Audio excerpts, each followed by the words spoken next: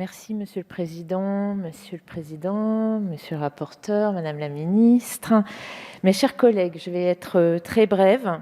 Après son passage au Sénat, nous retrouvons le texte tel que nous l'avions voté en nouvelle lecture à l'Assemblée.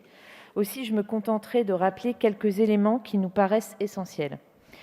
Le groupe démocrate, tout d'abord, se félicite d'avoir été entendu sur plusieurs sujets d'importance qui n'avaient pas été traités initialement ou insuffisamment. Je pense notamment à la création du délit de séparatisme, mesure phare de ce texte, permise par le travail effectué sur le premier chapitre de ce texte avec la rapporteure Laurence Vichnievsky. Nous avons également contribué à trouver un équilibre au sujet de l'instruction en famille, en première lecture tout d'abord, puis en nouvelle lecture, en rétablissant le texte d'origine grâce aux propositions de mes collègues Géraldine Bannier et Frédéric Petit. Il était pour nous indispensable de maintenir la possibilité d'instruire à domicile et évidemment, c'est ce qui a été retenu, le ministre de l'Éducation nous ayant entendus sur ce point et nous l'en remercions.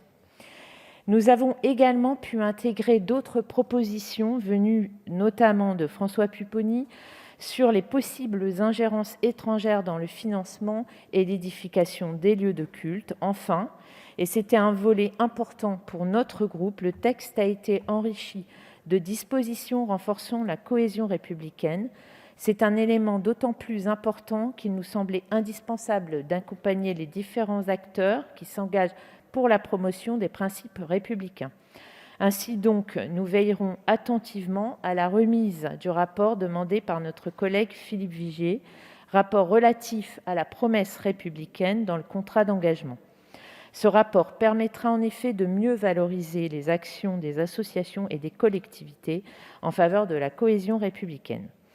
Ce bilan positif ne doit pas toutefois faire oublier les quelques insuffisances de ce texte. Il n'est pas question de revenir plus en détail sur le débat que nous avons déjà eu, mais nous regrettons vivement l'absence de mesures garantissant une neutralité totale au sein des bureaux de vote. Idem pour ce qui est des universités et des réunions en non-mixité. Je déplore que nous ne veillions pas plus étroitement à ce qui se passe à l'intérieur des universités. Je ne m'explique pas pourquoi nous ne nous saisissons pas de ce problème qui est désormais bien connu et pour lequel nous demandions à minima un rapport. Ces quelques bémols ne sont pas anodins et témoignent d'un certain manque d'anticipation. Il nous conduira sans doute à revenir sur ces sujets dans quelques temps et nous le regrettons. Il n'en demeure pas moins que ce texte est d'une grande urgence, qu'il a abordé le sujet délicat du séparatisme avec pragmatisme et équilibre.